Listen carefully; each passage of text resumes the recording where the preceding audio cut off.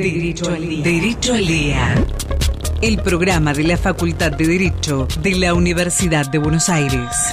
Derecho al Día. Derecho al Día. Por Radio UBA.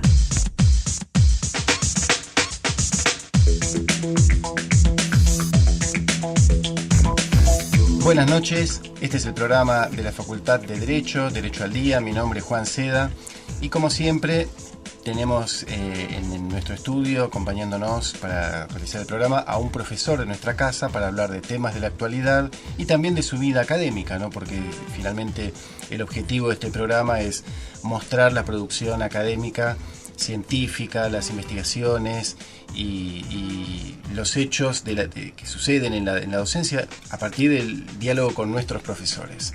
Y como nuestros profesores muchas veces tienen que ver con temas de actualidad, también nos interesa su opinión, por supuesto.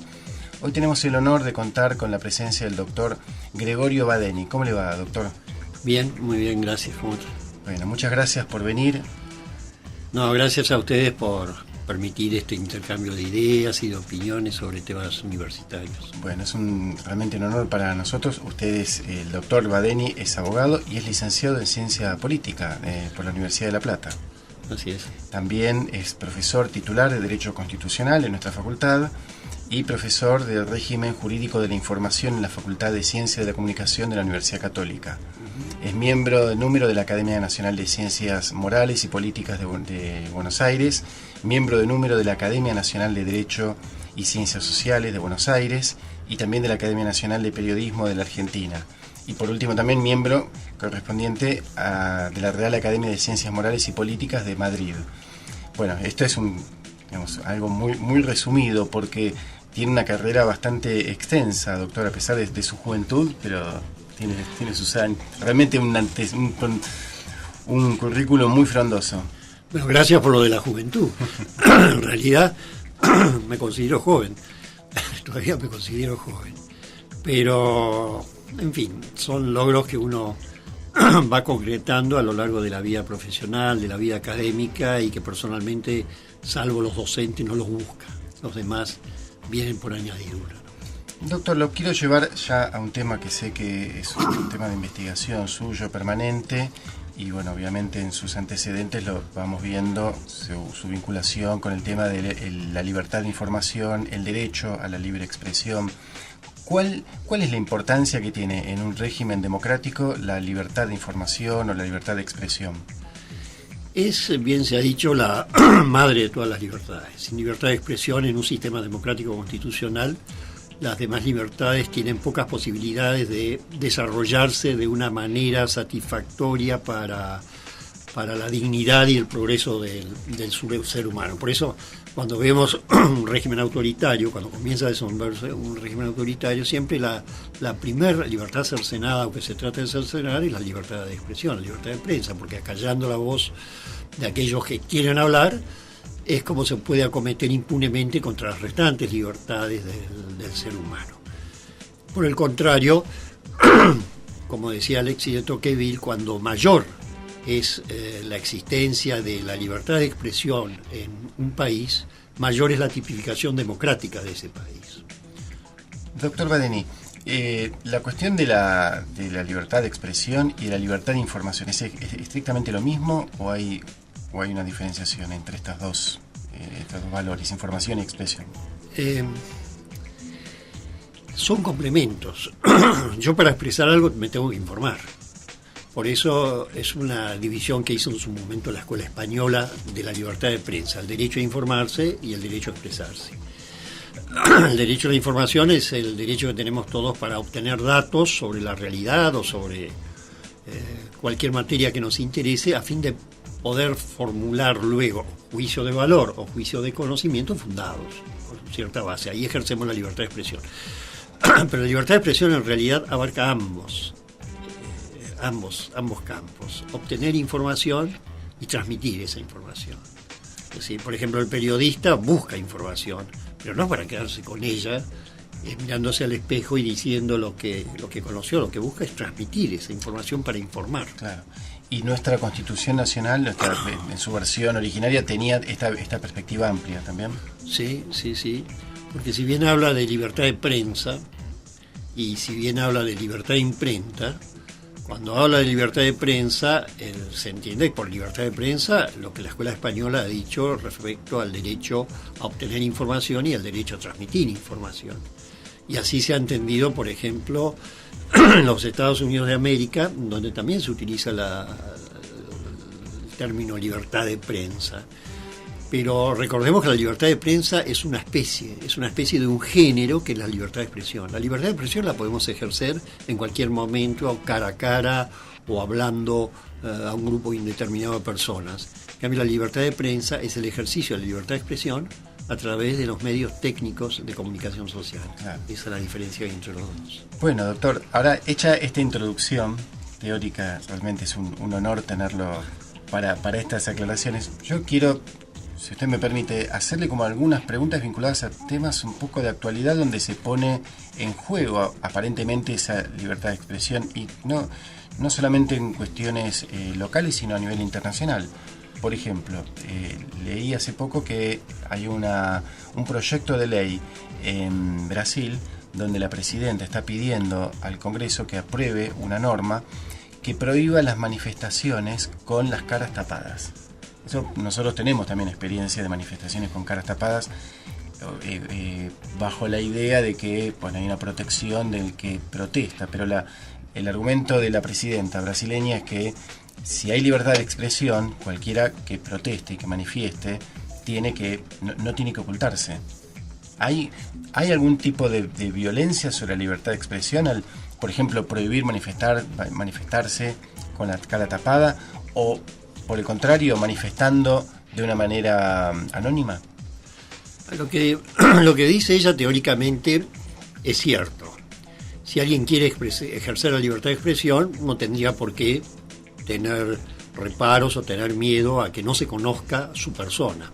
Pero eso es en teoría, en la práctica no es así.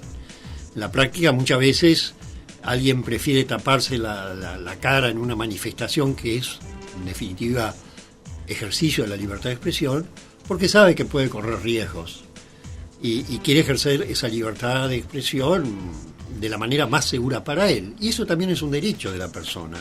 Yo puedo ejercer la libertad de expresión tapándome la cara o sin taparme la cara.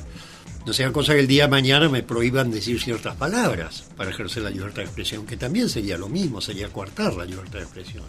No hay que tener miedo al ejercicio de la libertad de expresión. Si una persona con la cara tapada formula expresiones sin acudir a actos de violencia que puedan configurar otro tipo de delito, pues que hable todo lo que quiera, que manifieste, que marche.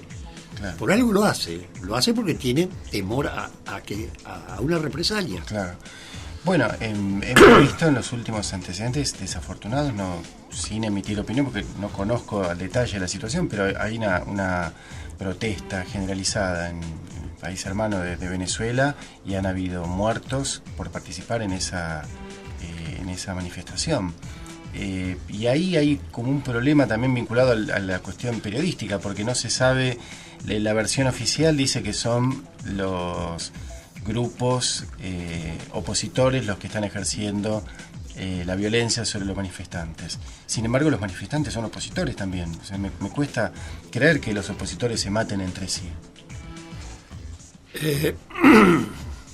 Cuesta creer, pero a veces las pasiones conducen lamentablemente a eso. El caso de Venezuela es un caso muy particular que no tiene semejanza con el caso argentino, es muy diferente. Y en el caso de Venezuela, lo que ha acontecido es que el cercenamiento de una serie de libertades condujo en definitiva también al cercenamiento de la libertad de expresión. Cierre de radios, cierre de canales de televisión, presión a los dueños de ciertos medios de prensa para que se los transfieran al Estado, etcétera, etcétera, hasta llegar a la situación actual donde hay una cuota de papel, como en una época hubo también en la Argentina, para los medios de prensa que se maneja arbitrariamente. Bueno, todo eso provoca reacción. Cuando quiere usted acallar la voz de la ciudadanía a través de procedimientos que no son propios de un régimen democrático, se producen las reacciones. Y eso es grave, porque las reacciones que en un momento dado pueden ser legítimas, luego entran por causas que no los podemos controlar. Entonces, el error que se incurrió en Venezuela en imponer límites a la libertad de prensa es lo que, o la libertad de expresión en general, es lo que está desencadenando una situación de violencia que es muy peligrosa para la sociedad venezolana. O sea que ya no es la libertad de expresión, ya no es algo de una pequeña élite, sino una sociedad que se siente censurada puede estallar también. Cómo no, y lo hemos visto en varias oportunidades. Por ejemplo, cuando se produjo la llamada Revolución de los Países Árabes, también se tradujo en manifestaciones en las cuales se ejercía la libertad de expresión y que terminaron con el derrocamiento de algunos gobiernos como el de Gaddafi, ¿no?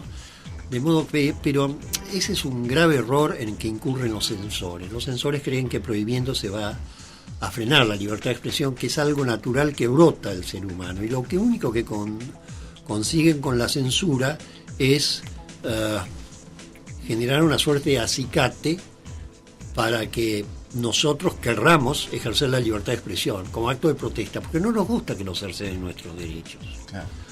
Bueno, estamos hablando con el doctor Gregorio Badeni, profesor titular de nuestra Facultad de Derecho, especialista en Derecho Constitucional, y vamos a hacer nuestra primera pausa para seguir con el programa Derecho al Día. Derecho al Día. 87.9. Derecho al Día. El programa de la Facultad de Derecho de la Universidad de Buenos Aires.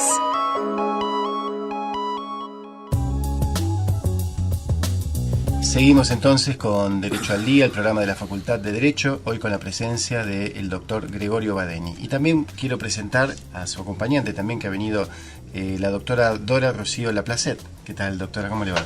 Buenas noches, ¿cómo estás? Bueno, gracias por venir también. La doctora ha sido muchos años, 35 años docente de Derecho Constitucional en la UBA y actualmente sigue dando clase en también Derecho Constitucional en la UCA, ¿es así? Sí, en realidad en Ciencias de la Comunicación de la UCA y soy titular de Fundamentos del Derecho. Bueno, muchas gracias por venir. No, gracias a ustedes por invitarme. Están en el programa de la Facultad de Derecho de la UBA. Y les quiero preguntar un poco a los dos en su calidad de especialistas en Derecho Constitucional, ¿cómo ven la situación, ya que hablamos de la preocupante intervención a veces de algunos estados en cuanto a la censura de los medios de comunicación? ¿Cómo es la situación de la Argentina en ese sentido, en cuanto a libertad de prensa? La libertad de prensa en este momento existe en Argentina, no se puede negar que su existencia, que está siendo sometida a ciertos ataques que procuran en definitiva concretar la existencia de una prensa que refleje los actos positivos del gobierno, también es cierto. Porque no nos olvidemos que en todo régimen político hay una relación de tensión permanente entre el gobierno y la prensa. El gobierno que quiere que se refleje una imagen buena a la sociedad sobre su actuación.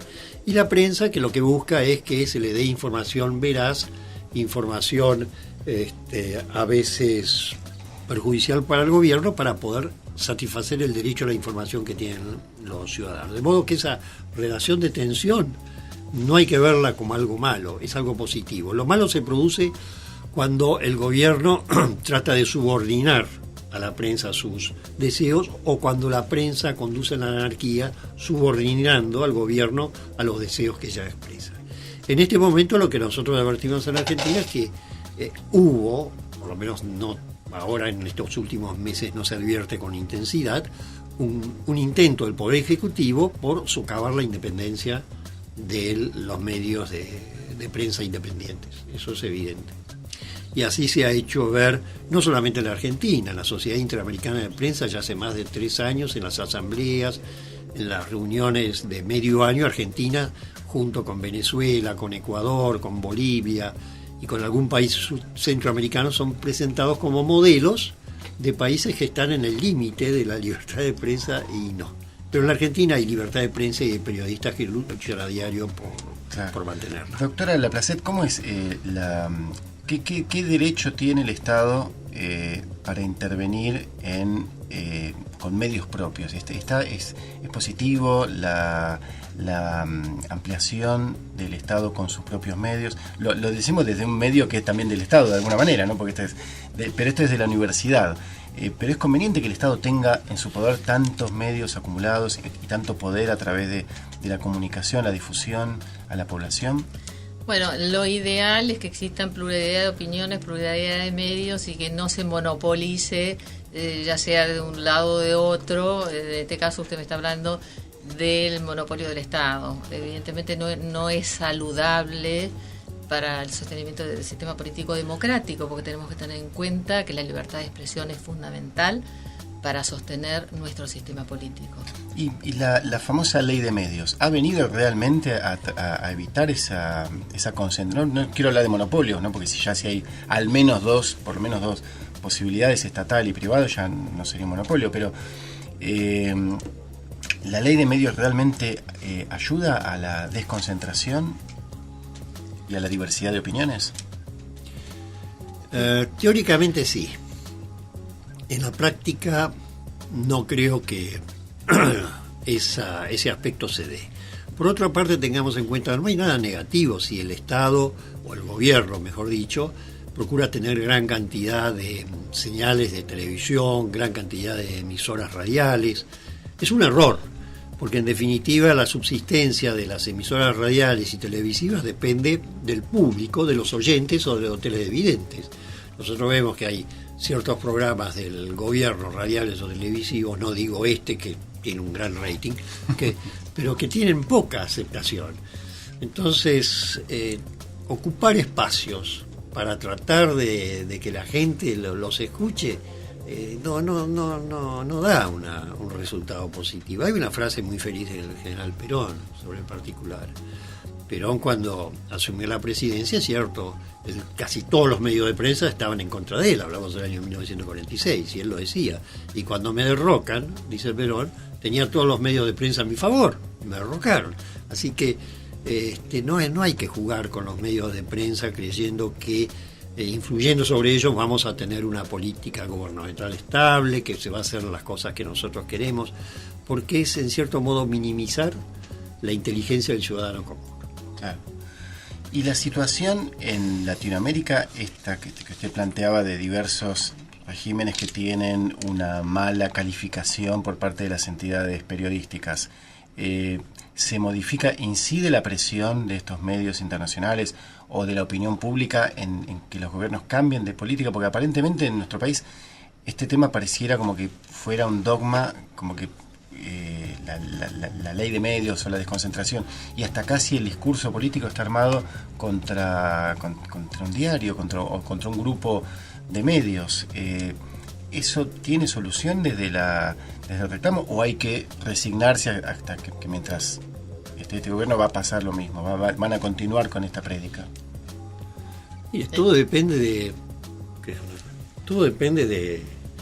lo que haga el gobierno. Si en el gobierno privan en algún momento la sensatez, se va a dar cuenta que esta política lo único que le ha producido es un gran desgaste político.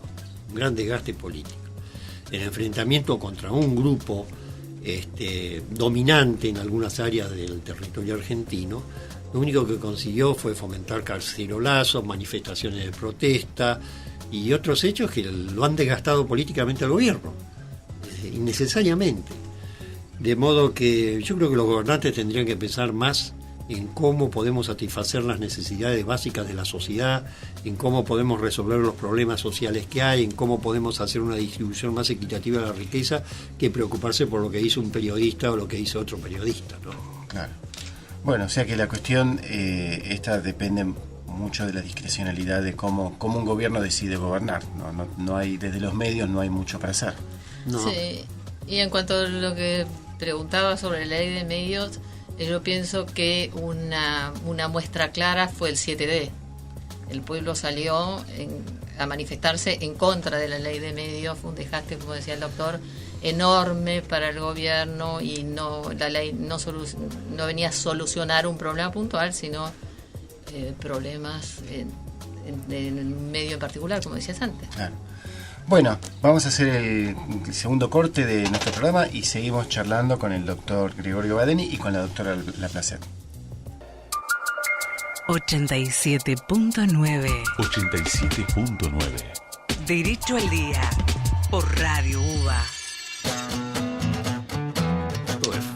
Seguimos en Derecho al Día, el programa de la Facultad de Derecho, y estamos con la presencia hoy en día del doctor Gregorio Badeni, que ha venido también con la doctora Laplacet. A ambos les agradecemos por la presencia.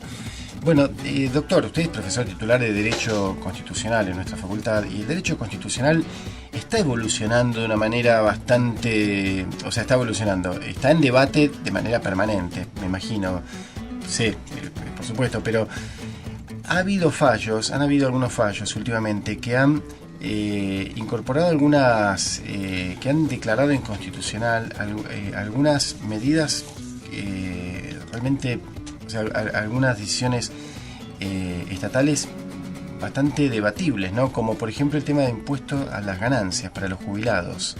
¿Qué tiene para opinar de este pronunciamiento de la Cámara Federal de Corrientes, que declaró inconstitucional la retención de impuestos a las ganancias a los jubilados? Como bien dice usted, el derecho constitucional es esencialmente dinámico, y nuestra Constitución es dinámica a través de la interpretación, por la feliz redacción de sus cláusulas. Tradicionalmente, y además así lo dispone la ley, los jubilados tienen que pagar impuesto a las ganancias sobre sus saberes como tales, o las pensiones, en fin, porque se considera que es una ganancia que obtienen como consecuencia del trabajo. Hubo dos fallos muy interesantes de la Cámara Federal de Corrientes, uno creo que fue del año 2009 y otro de octubre del año pasado, en que declaró inconstitucional esta disposición de la ley que regula el impuesto a las ganancias, por entender primero que la jubilación no es una retribución al trabajo, es una retribución que se le da al ex trabajador, y que tiene carácter netamente social. Es una compensación que le paga la sociedad a una persona por haber destinado o dedicado gran parte de su vida a cumplir con un deber social como es el deber de trabajar. Entonces no parece razonable considerar a ese rubro jubilación como una ganancia. Ese rubro jubilación lo que persigue es que una persona en la culminación de su vida pueda tener uno de los objetivos que quiere nuestra Constitución, una vida digna. Claro, o sea, la jubilación no es ganancia. No es ganancia porque es algo formalmente que paga un ex trabajador. Claro. El trabajador ya cuando trabajaba pagaba impuesto a la ganancia.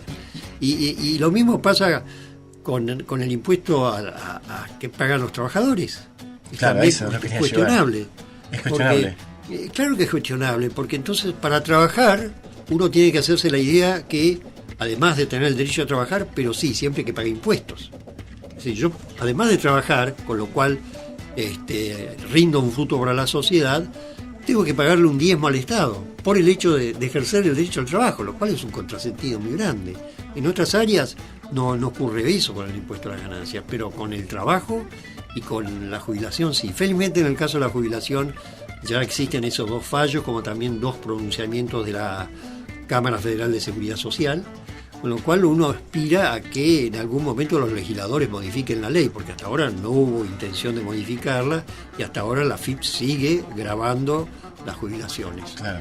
¿Y qué expectativa cree que pueden tener estos, o sea, qué repercusión pueden tener estos antecedentes en la imposición al salario de los trabajadores? Y tendría que, yo no sé por qué algunos legisladores o algunos bloques no toman esto como una bandera en defensa del trabajador, o una bandera en defensa del jubilado. Yo estoy seguro que van a contar con el apoyo razonable de toda la sociedad, claro. De toda la sociedad.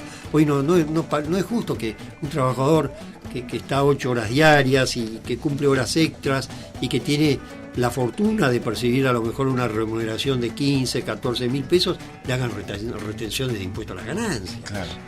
Y le quiero hacer también, ya para cerrar un poco este capítulo de las jubilaciones, un tema complejo pero que siempre consultamos a los especialistas en derecho constitucional, es sobre el estado actual de la jurisprudencia o su opinión respecto de la jubilación de los magistrados. Los magistrados, como muchos funcionarios, tienen un régimen especial de jubilación.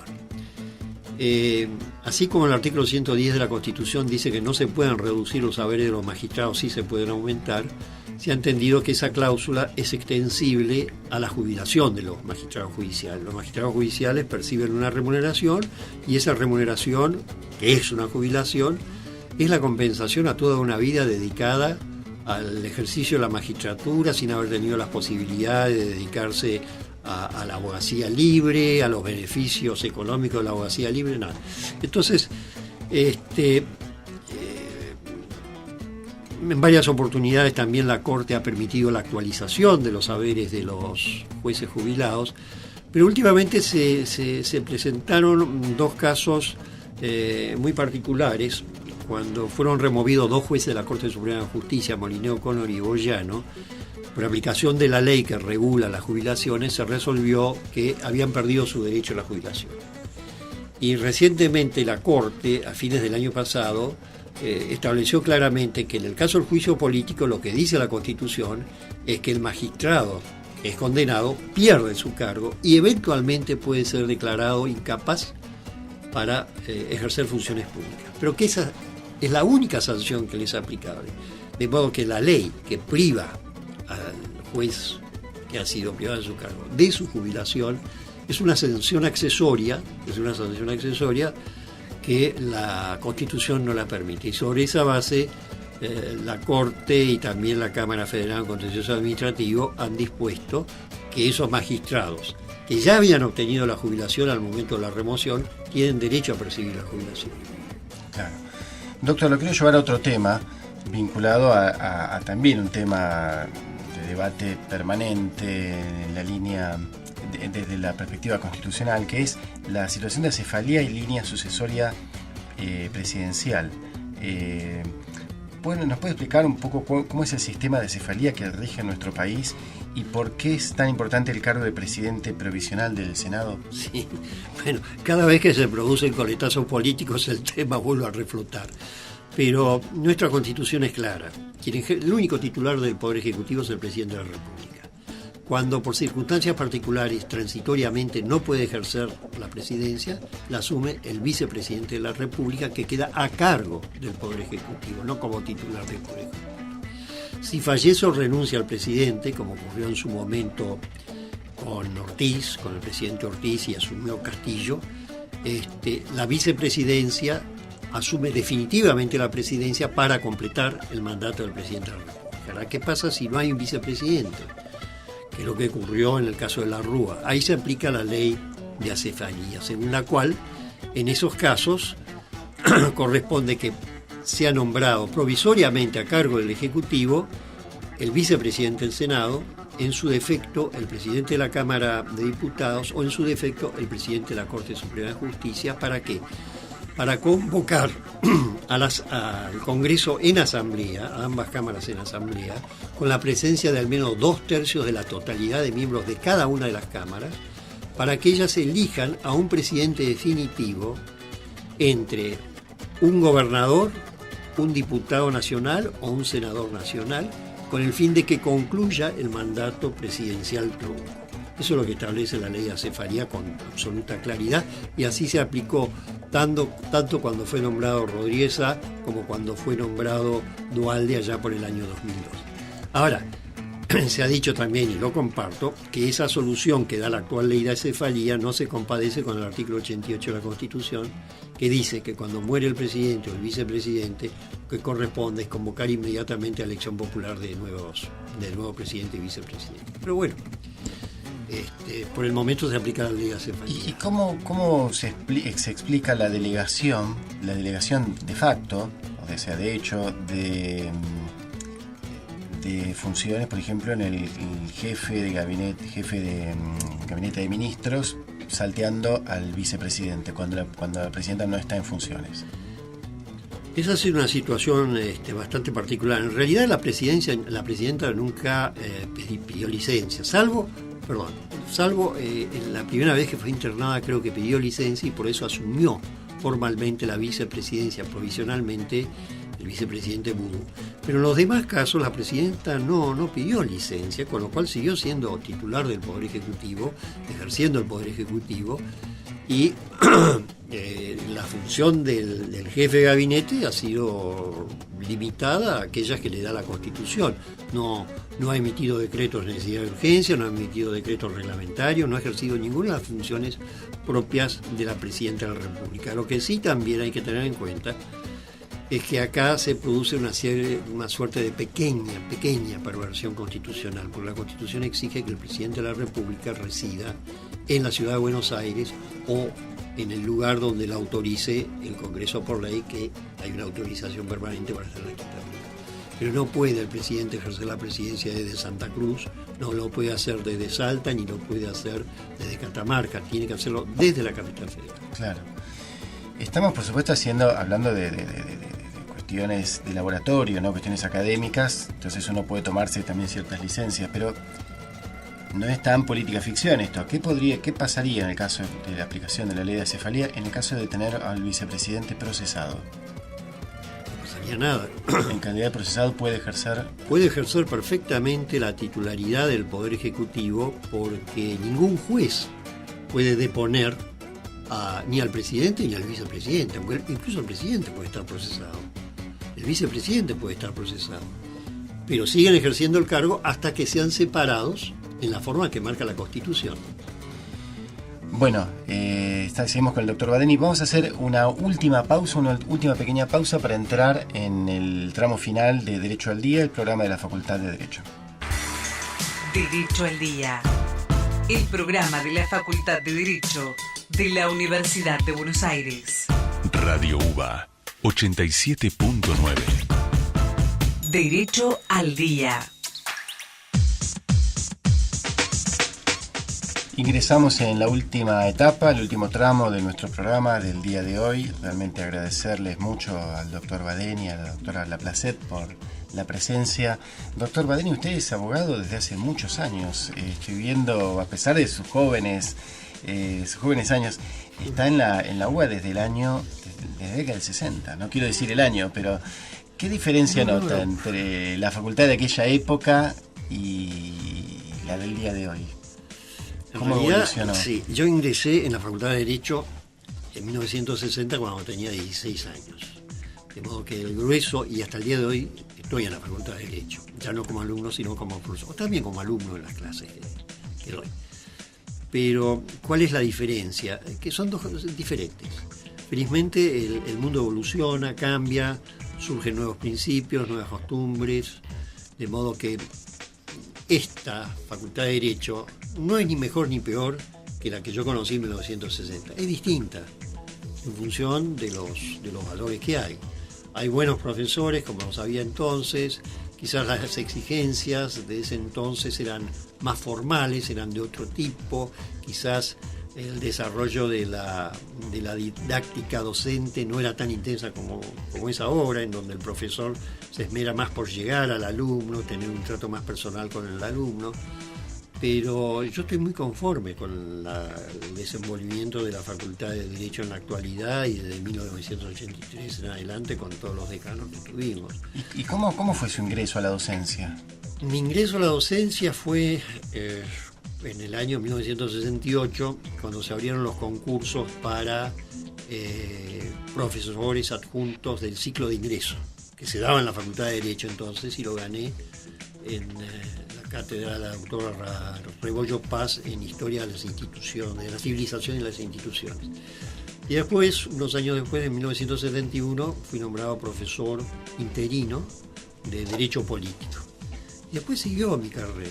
¿Siempre interesado por la investigación y por la docencia? Básicamente sí. Me gustaba más el derecho constitucional que el derecho político, pero había un impedimento familiar para ingresar al derecho constitucional, lo cual recién hice en el año 1977. Pero bueno, son cosas cuando uno tiene vocación docente, es una gran satisfacción ir a la facultad a cualquier hora, hablar con los alumnos, dar clases. A veces uno llega cansado, pero sale contento. Y después con los años, bueno, fui nombrado profesor adjunto por concurso, en el 89 profesor titular por concurso, y ahora ya soy profesor emérito. Me ha honrado la universidad con la distinción de profesor emérito, pero sigo dando clases porque me gusta dar clases, me gusta tener contacto con la juventud. ¿Y los jóvenes qué diferencia nota en los jóvenes estudiantes? La vestimenta. Pero después las inquietudes intelectuales siguen siendo la misma. ¿Ustedes iban de traje? corbata? Nosotros sí, los alumnos también, incluso para dar exámenes, no se podía dar examen sin corbata, a veces había chicos que iban sin corbata, pero había una corbata volante fuera del área de examen que se les prestaba a uno y a otro. Eran otras costumbres, otras modalidades. Hoy ya vemos que hay profesores que dan clases sin corbata, sin saco, pero la vestimenta es importante, por supuesto, cuando es decorosa. Pero lo fundamental es lo que vale el profesor, lo que vale el alumno, al margen de si usa corbata o usa saco. Bueno, para nosotros lo que ha sido valioso hoy es su presencia. Sabemos que suele concurrir muy poco a programas de radio y bueno, que haya venido al programa de la Facultad de Derecho y de la radio de la Universidad de Buenos Aires, realmente es un honor y se lo agradezco muy especialmente. No tiene por qué, estoy seguro que la doctora piensa lo mismo en cuanto a la vestimenta de los alumnos. Bueno, espero que haya sido realmente una buena... Antes de cerrar, doctor, le quiero preguntar, ¿los alumnos tienen interés por la actualidad? O sea, yo le pregunté hoy por varios temas más teóricos y más prácticos, pero los alumnos levantan la mano para preguntar por temas de actualidad, el tema del día, sí. temas políticos, ¿se interesan? Hay una elevada cuota de politización en los alumnos, que a veces les falta una guía racional para determinar si lo que están emitiendo son juicios de valor o juicio de conocimiento. Pero hay una predisposición para interesarse en la cosa pública como siempre existió en la juventud.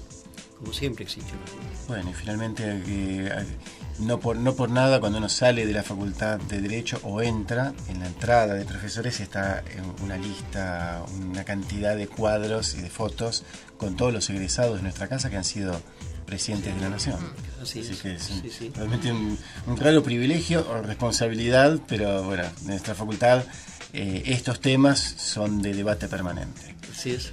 Así que bueno, quiero agradecerles nuevamente por la asistencia y por realmente la muy buena predisposición a la conversación, y a los oyentes despedirnos hasta el próximo programa con algún otro profesor o profesora para seguir charlando sobre temas de actualidad y sobre la docencia en nuestra facultad. Será entonces hasta el próximo programa de Derecho al Día.